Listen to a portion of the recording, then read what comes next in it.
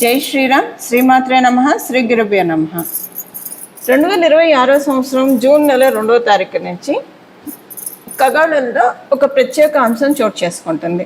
ఈ ప్రత్యేక అంశము దేవగురువు అయిన బృహస్పతి ఆయన బంగారు పాదాన్ని తన ఉచ్చ రాశి అయిన కర్కాటక రాశిలోకి ఆయన బంగారు పాదాన్ని మోపుతున్నారు. కర్కాటక రాశిలో ఆయన సంచారం సంవత్సరం పాటు ఉంటుంది. మళ్ళీ వచ్చే సంవత్సరం జూన్ ఆయన తదుపరి సింహరాశిలోకి ఆయన అడుగు పెడతాడు.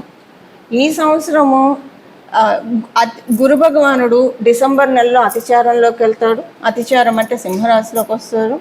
ఆ తర్వాత మళ్ళీ కర్కాటక రాశిలోకి వస్తారు. అంటే ఈ సంవత్సరం మనం మొత్తంగా చూసుకుంటే కనుక గురు భగవానుడు అతిచారంలోకి వెళ్ళడం, మళ్ళీ వక్రగతిలోకి వెళ్ళడం, ఇవన్నీ ఉన్నాయి. ఇవన్నీ మళ్ళీ మనము అప్పుడు ప్రత్యేకంగా మాట్లాడుకుందాం. ఆ డిసెంబర్ నెలలో అప్పుడు మళ్ళీ దాని గురించి ఎలాంటి రిజల్ట్స్ ఉంటాయి అనేది మళ్ళీ చేస్తాను. ఓవరాల్గా అసలు గురు భగవానుడు కర్కాటక రాశిలో ఉండడము, తన ఉచ్చ రాశి, అన్ని రాశుల్లోకి ఆయనకి స్పెషల్ రాశులు కొన్ని ఉంటాయి, 3 ఉన్నాయి. అందులో ఆయన స్వక్షేత్రాలను మినహాయిస్తే ఇంకా స్పెషల్ రాశి, ఇంకా ఆయన ప్రత్యేకమైన రాశి ఉచ్చ రాశి కర్కాటక రాశి. ఈ కర్కాటక రాశిలో ఇప్పుడు గురు భగవానుడు సంచారము ద్వాదశ రాశుల వాళ్ళకి, ద్వాదశ లగ్నాల వాళ్ళకి ఎలాంటి మంచి ఫలితాలు ఇవ్వబోతుంది.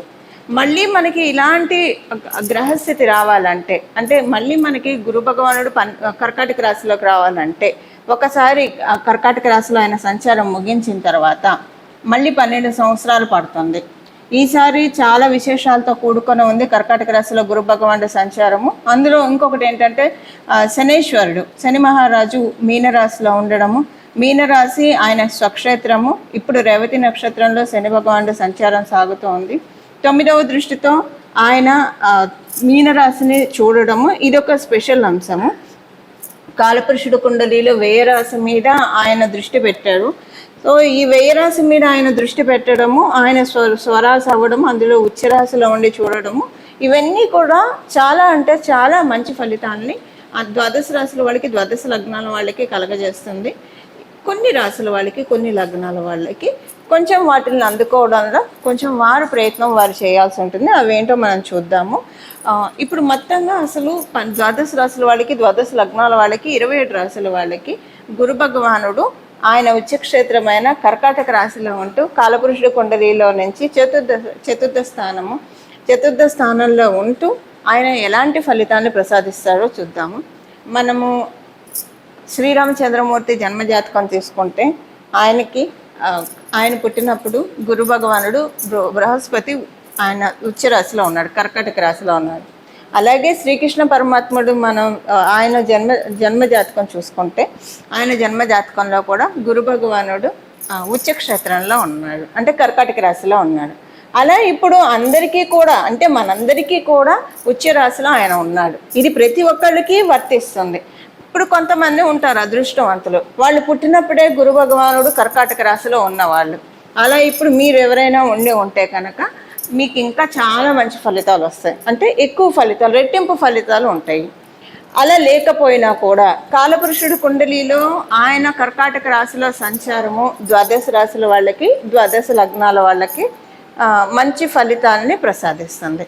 ఈ ఫలితాలు ఏంటి, ఇవన్నీ కూడా ఇప్పుడు మనం 1 by 1 ప్రతి ఒక్క రాశికి విడివిడిగా మాట్లాడుకుందాం. ఇప్పుడు గురు భగవానుడు ఉచ్చ రాశిలో ఆయన ఎలాంటి ఫలితాలు ఇస్తారు అని మనం తెలుసుకోవడానికి ముందుగా కొన్ని ప్రత్యేక మీ జన్మ కుండలిలో కనుక గురు భగవానుడు మీరు పుట్టినప్పుడు కర్కాటక రాశిలో ఉంటే చాలా మంచి ఫలితాన్ని ఇస్తారు. ఎవరికైనా గురు భగవానుడు మకర రాశిలో ఉంటే, అంటే మకర రాశి ఆయన నీచక్షేత్రం, ఇప్పుడు వాళ్ళకి చాలా బాగా ఉంటుంది. అసలు మామూలుగా అయితే మకర రాశి ఆయన నీచ రాశి కాబట్టి ఇప్పుడు చాలా బాగుంటుంది. అంటే ఇక్కడ సమసప్తకాలు అవుతాయి. ఆయన నీచ రాశిలో ఉన్నాడు, మళ్ళీ ఇక్కడ గోచార గురుడు కర్కాటక రాశిలో ఉన్నాడు. సో సమసప్తక స్థితి ఇరుగురు వర్యులకి కూడా చాలా మంచి ఫలితాలని కలగజేస్తుంది. అలాగే కర్కాటక రాశిలో ఉంటే ఇది చాలా మంచిది, ఎందుకంటే జన్మగురుడు మీద గోచార గురుడు సంచారము, ఇది చాలా మంచి ఫలితాలను ఇస్తుంది. అలాగే ఎవరికైనా వృశ్చిక రాశిలో గురు భగవానుడు ఉంటే ఆయన 5వ దృష్టితో చూస్తూ ఉంటారు కాబట్టి మంచి ఫలితాలను ఇస్తుంది. మీన రాశిలో ఎవరికైనా ఉంటే మీనరాశిలో ఉంటే గురు భగవానుడు, అది కూడా చాలా స్పెషల్ ట్రాన్సిట్గా మీకు ఇంకా అంటే కొంతమందికి ఎక్స్ట్రా ఫలితాలు ఉంటాయి, మంచి ఫలితాలు ఎక్కువగా వస్తాయి. ఎవరెవరు అనేది ఈ స్థితిలో కనుక ఉంటే, అంటే గురు భగవానుడు మీ జన్మ జాతకంలో కర్కాటక రాశిలో ఉన్న, వృశ్చిక రాశిలో ఉన్న, మకర రాశిలో ఉన్న, మీన రాశిలో ఉంటే ఇంకా ఇది మీకు చాలా స్పెషల్ గోచారం అని చాలా స్పెషల్ గోచారం, ఎక్కువ మంచి రెట్టింపు మంచి ఫలితాలను ఇస్తుంది. అందున ప్రత్యేకించి మకర రాశిలో గురు భగవానుడు ఎవరికైనా ఉంటే మీరు పుట్టడమే, అంటే ఇక్కడ మళ్ళీ క్యాన్సిలేషన్స్ ఉంటాయి. ఇక్కడ కనుక మీకు మంగళతోటి కూడి గురు భగవానుడు ఉంటే కనుక అప్పుడు గురు భగవానుడు ఆయనకు ఉచ్చస్థానం, మంగళకి ఈయన నీచస్థానం కాబట్టి ఈయనకి నీచ భంగం అయిపోతుంది. అప్పుడు మీకు ఇది అంటే ఇది మీకు నీచులో ఉన్నట్టు కౌంట్ కాదు. ఇంకా ఒకవేళ అలా ఉంటే ఇంకా మంచిది. అలా ఎవరికైనా ఉంటే కనుక మంగళ్ జూపిటర్ కనుక మకర రాశిలో ఉంటే ఈ ట్రాన్సిట్ చాలా బాగా ఉంటుంది. అలా లేదు ఉత్తగా జూపిటరే ఉన్నారు అనుకోండి, ఉత్తగా గురు భగవానుడే ఉన్నాడు అనుకోండి మకర రాశిలో, ఇంకే ప్లానెట్స్ ఉన్నా కౌంట్లోకి రాదు. మంగళ ఉంటేనే ఆయనకి ఇక్కడ క్యాన్సిలేషన్ అవుతుంది. ఒకవేళ జూపిటర్ రెట్రోగ్రేషన్లో ఉన్నా కూడా ఆయన ఉచ్చ స్థానంలోనే ఉన్నట్టు కన్సిడర్ అవుతుంది మకర రాశిలో. అసలు మామూలుగా ఇదంతా లేకుండా జూపిటర్ కనుక గురు భగవానుడు కనుక మకర రాశిలో ఉంటే ఇది ఇంకా స్పెషల్ ట్రాన్సిట్ అవుతుంది. మీరు మీ జన్మ జాతకంలో కనుక గురు భగవానుడు మకర రాశిలో ఉంటే మీరు గురుబలం లేకుండా పుట్టారు కాబట్టి ఇప్పుడు మీరు దాన్ని మళ్ళీ వచ్చే 12 సంవత్సరాల వరకు ప్రొటెక్ట్ చేసుకోవడానికి అవకాశం ఉంటుంది. దానికోసం ఈ సంవత్సరం మొత్తం కూడా గురు భగవానుడు ఆరాధన చేస్తే చాలా మంచి ఫలితాలు ఉంటాయి. ఇప్పుడు నేను చెప్పిన ఈ ప్రత్యేక గ్రహస్థితిలో ఉన్న వాళ్ళ మటుకే కాదండి, మనందరికీ కూడా మళ్ళీ 12 సంవత్సరాల వరకు కూడా మనం గురుబలాన్ని సెక్యూర్ చేసుకోవడానికి, గురుబలాన్ని భద్రపరచుకోవడానికి, ఇప్పుడు ఆహార నిల్వలు చేసుకుంటే మనకి డబ్బు నిల్వలు చేసుకుంటాం, ఆహార నిల్వలు చేసుకుంటాము, సేవింగ్స్ చేసుకుంటాము.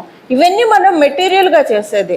మనం అకల్ట్గా ఏం చేస్తున్నాము, స్పిరిచువల్గా ఏం చేస్తున్నాము, మనం చేసే ప్రతి మంచి పని కూడా మనకి గురుబలాన్ని యాడ్ చేస్తూ ఉంటుంది. ఈ సంవత్సరం ఎంత ఎప్పుడు మంచి పనులు చేస్తూ ఉండాలి. ఈ సంవత్సరం ఎంత వీలైతే అంత మంచి పనులు చేస్తూ ఉంటే కనుక గురుబలం ఆటోమేటిక్గా యాడ్ అయిపోతుంది. మీరు గురుతత్వం కల దేవీ దేవతను పూజించినా పూజించకపోయినా కూడా మానవ సేవ మాధవ సేవ అన్న చందాన మీరు ఉన్నవాళ్ళైతే మీరు ఎప్పుడు గురుబలంతో ఉన్నవాళ్ళే. ఇప్పుడు ఇంకా దాన్ని చేస్తే కనుక ఇంకా మంచి ఫలితాన్ని చూడొచ్చు.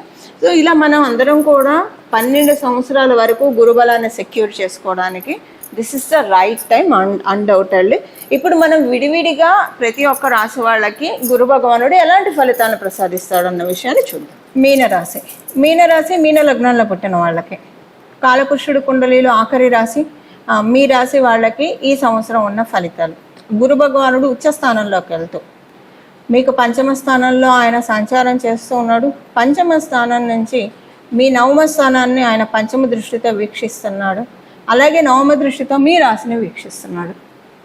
పరాశర సంహిత ప్రకారంగా మనకి కొన్ని విషయాలు ఉంటాయి పరాశర సంహితలో. అవేంటంటే ధర్మ త్రికోణాలు, అర్ధ త్రికోణాలు, కామ త్రికోణాలు, మోక్ష త్రికోణాలు.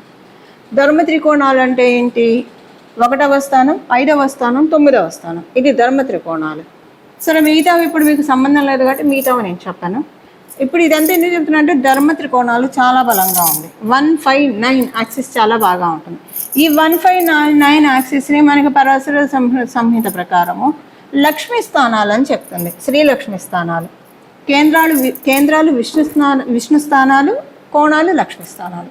సో 159 కోణ స్థానాలు కాబట్టి శ్రీలక్ష్మి అమ్మవారి యొక్క కృప ఈ సంవత్సరం మీనరాశి మీన లగ్నంలో పుట్టిన ప్రతి ఒక్కళ్ళకు ఉంది. మీ రాష్ట్రాధిపతి మీ రాశి నుంచి పంచమ స్థానంలో సంచారము, మంచి మాస్ ఇమేజ్ వస్తుంది, మంచి ఫాలోయింగ్ ఉంటుంది, మీకు గుర్తింపు చాలా బాగా ఉంటుంది, గౌరవం పెరుగుతుంది, సొసైటీలో చాలా ప్రశాంతంగా అనిపిస్తుంది.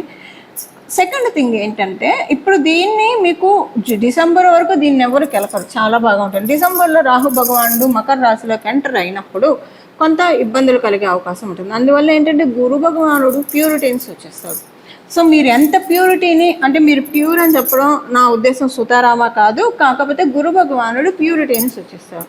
మీరు ఎంత అసలు మీకనే కాదండి 12 రాశుల వాళ్ళకి 12 లగ్నాల వాళ్ళకి 27 నక్షత్రాల వాళ్ళకి కూడా మనం ఎంత ప్యూరిటీ మెయింటైన్ చేస్తే మన మాటల్లో మన చేతల్లో కావచ్చు, మనం దైనందిన జీవితంలో చేసే పనులు ఏవన్నా మనం తప్పులు చేస్తుంటే వాటిని విసర్జిస్తూ ఎప్పటికప్పుడు ఏ రోజుకు ఆ రోజు మంచి మార్గంలో మనం ఎప్పుడైతే మనల్ని మనం ట్రైన్ చేసుకుంటూ ఉంటామో అది మనం we're heading towards purity.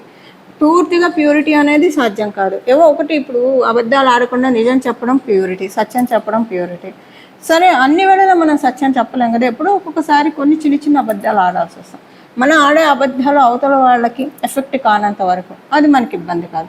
Suppose ఎవరైనా ఉన్నారు, వాళ్ళు అంటే వాళ్ళ గురించి ఏదైనా చెప్పారు, ఇప్పుడు వాళ్ళు దేనికన్నా ఫిట్ కారు అనుకోండి, ఎగ్జాంపుల్ వాళ్ళు ఇంటర్వ్యూకి వెళ్తున్నారు, అలా ఇంటర్వ్యూలో సక్సెస్ సాధించలేరు, ఆ ఇంటర్వ్యూ వాళ్ళకి సూటబుల్ కాదు, అప్పుడు కూడా వాళ్ళకి ఒక మంచి మోటివేషన్ ఇచ్చి, నువ్వు ఎందుకు చేయలేవు, నువ్వు చేస్తావు. ప్రతి ఒక్కరు పుట్టింది ఒకటే బ్రెయిన్తో. మనం ఎంత మన బ్రెయిన్ని మనం షార్పెన్ చేసుకుంటాం అన్న దాన్ని బట్టే మన స్కిల్ సెట్ ఆధారపడి ఉంటుంది.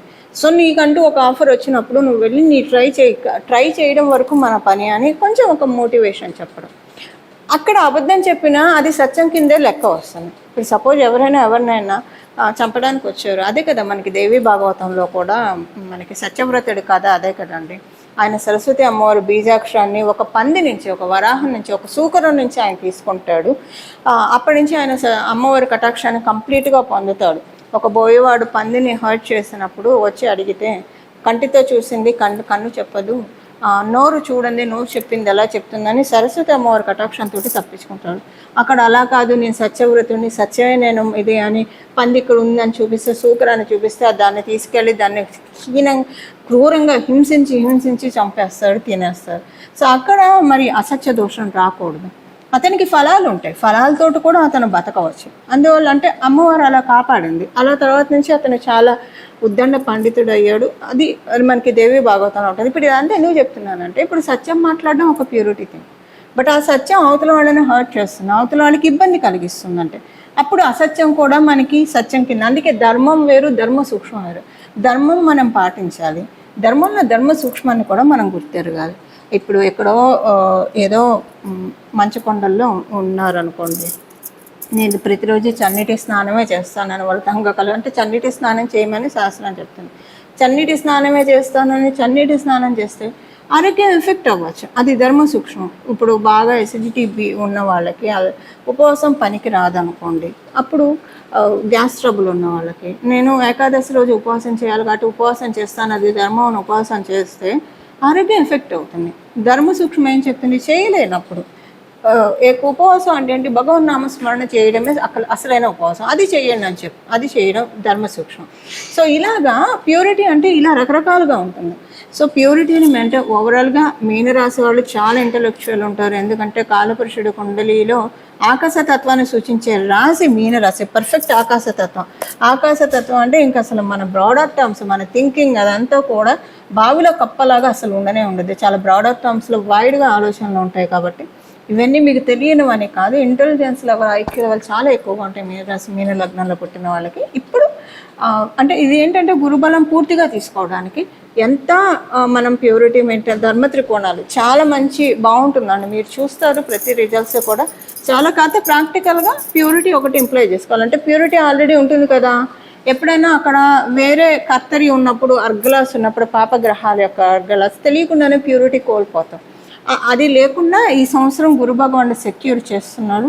ఇది 12 సంవత్సరాల వరకు వర్తిస్తుంది మంచి ఫలితాన్ని తీసుకోవడానికి. సో మన వంతు ప్రయత్నంగా మనం కూడా చాలా ప్యూరిటీ మెయింటైన్ చేస్తూ ఉంటే కనుక చాలా మంచి ఫలితాన్ని నిస్సందేహంగా మీనరాశి మీన లగ్నాల పుట్టిన వాళ్ళందరూ తీసుకుంటారు.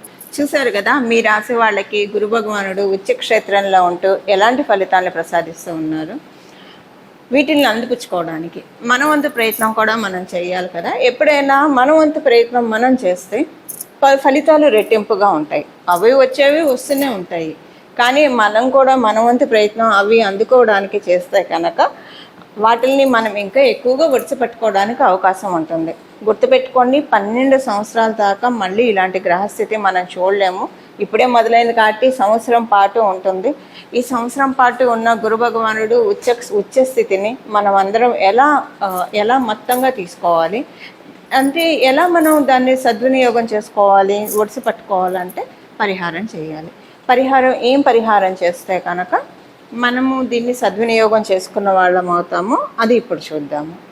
గురువుల ఆరాధన, మెయిన్గా గురువుల ఆరాధన ఈ సంవత్సరం అంతా కూడా ఆశాంతం కూడా చాలా మంచి ఫలితాలను ఇస్తుంది. మీరు ఏ గురు రూపాన్నైనా ఆరాధించండి. అమ్మవారు గురు రూపంలో చూస్తే సరస్వతి అమ్మవారి రూపంలో ఉంటుంది, రాజశ్యాముల అమ్మవారి రూపంలో ఉంటుంది. దక్షిణామూర్తి శివుడు జ్ఞానాన్ని ప్రసాదిస్తాడు దక్షిణామూర్తి స్వరూపంలో. శ్రీ గురు దక్షిణామూర్తి స్వామి వారిని ఆరాధించవచ్చు, దత్తాత్రేయ స్వామి వారిని ఆరాధించవచ్చు, రాఘవేంద్ర స్వామి వారిని ఆరాధించవచ్చు. కృష్ణం వందే జగద్గురు, మనకి కృష్ణుడు కూడా, కృష్ణ పరమాత్మ కూడా జగద్గురువు. సో ఆది గురువు శంకర భగవత్పాదులను ఆరాధిస్తారా, లేదా సాయిబాబాని ఆరాధిస్తారా, మీ ఇష్టం. ఏ దేవీ దేవతలనైనా సరే ఈ సంవత్సరం మొత్తం కూడా గురువు సమానమైన దేవీ దేవతను, గురు సమానం కాదు, గురుతత్వాన్ని సూచించే దేవీ దేవతలను ఆరాధిస్తే కనుక చాలా మంచి ఫలితాలు వస్తాయి. ఇప్పుడు ఒక వారం ఏంటంటే, అందుకే మనకి గోచారంలో గ్రహస్థితులు తిరుగుతూ ఉంటాయి. ఎందుకంటే సపోజ్ ఎవరైనా పుట్టినప్పుడు వాళ్ళకి గురుబలం లేదనుకోండి, ఎగ్జాంపుల్కి గురుబలం లేకపోతే కనుక జీవితంలో చాలా ఇబ్బందులు ఉంటాయి. అంటే లక్ మనకి కావాలంటే గురుబలం ఉండాలి. ఇది వీళ్ళ అదృష్టవంతులు వీళ్ళకి అన్నీ అలా అయిపోతూ ఉన్నాయంటే గురుబలం ఉంటే అవుతుంది. ఇలా గురుబలం అందరికీ దొరకకపోయినా భగవంతుడు అవ్యాజ కరుణామూర్తి కాబట్టి ప్రతి సంవత్సరం కూడా గోచారంలో వచ్చే ఇలాంటి స్థితిగతుల వల్ల మన జన్మజాతకంలో గురుబలం ఉంటే దాన్ని ద్విగుణీకృతం చేసుకోవడానికి, ఒకవేళ జన్మజాతకంలో గురుబలం లేకపోతే దీనిని పెంపొందించుకోవడానికి మరియు దాన్ని తీసుకోవడానికి, గురుబలాన్ని మనం తీసుకోవడానికి, అబ్జర్వ్ చేసుకోవడానికి ఇది చాలా సరైన అవకాశం. ద్వాదశ రాశుల వాళ్ళకి, ద్వాదశ లగ్నాల వాళ్ళకి, 27 నక్షత్రాల వాళ్ళకి కూడా. అందువల్ల గురుతత్వాన్ని సూచించే దేవీ దేవతల్ని ఈ సంవత్సరం మొత్తం కూడా ఆరాధిస్తే చాలా మంచిది. ప్రతిరోజు కూడా ఉదయాన్నే నిద్ర లేస్తుంది మనం ఇక్కడ తల మీద చేపెట్టుకొని వందే గురు పదద్వంద్వం, వందే గురు పదద్వంద్వం, వందే గురు పదద్వంద్వం అనే నామాన్ని ఉచ్చరిస్తూ లేవడము. అంటే ఇక్కడ మనకి గురు పాదకులు ఉంటాయి శిరస్సు మీద, అందుకే మనకి ఇది చాలా పవిత్రమైన స్థానం. ఇక్కడ ఈ స్థానం పవిత్రమైన స్థానం. ఉదయాన్నే లేస్తూనే ఇలాగా వందే గురు పదద్వంద్వం అని ఎప్పుడైతే మనం చెప్పుకుంటూ ఉంటామో, అంటే దీని అర్థం ఏంటి, గురువు యొక్క గురువు యొక్క పాదాలకి శిరస్సు ఉంచి ప్రణామం చేస్తూ ఉన్నానని చెప్పి ఈ మంత్రం యొక్క అర్థం. ఇలా ఉదయాన్నే అనుకుంటూ లేవడం వల్ల మన జన్మజాతకంలో గురుబలం పెరుగుతుంది. మీరు అదృష్టవంతులయ్యి మీ జన్మజాతకంలో గురుబలం ఉంటే ఇది ఇంకా యాడెడ్ అడ్వాంటేజ్ అవుతుంది. ఇప్పుడు ఇలా మనం గురుబలాన్ని పెంపొందించుకొని మన జీవితాన్ని ఉన్నంతలో అదృష్టవంతంగా మార్చుకోవడానికి చక్కటి సదావకాశాన్ని గోచారంలో బృహస్పతి ప్రసాదిస్తూ ఉన్నారు. గోచారంలో బృహస్పతికి అన్ని ప్లానెట్స్ కూడా చాలా భక్తితో ఆరాధిస్తాము. ఇంకా గురు భగవానుడు అంటే అత్యంత భక్తి శ్రద్ధలు కనుక గురు భగవానుడి పాదాలకి శిరస్సు ఉంచి ప్రణామం చేస్తూ మనందరికీ కూడా సన్మంగళాలు మన జీవితంలో కలగాలని చెప్పి మనస్ఫూర్తిగా కోరుకుంటూ మంగళం. నమో భగవతే వాసుదేవాయ.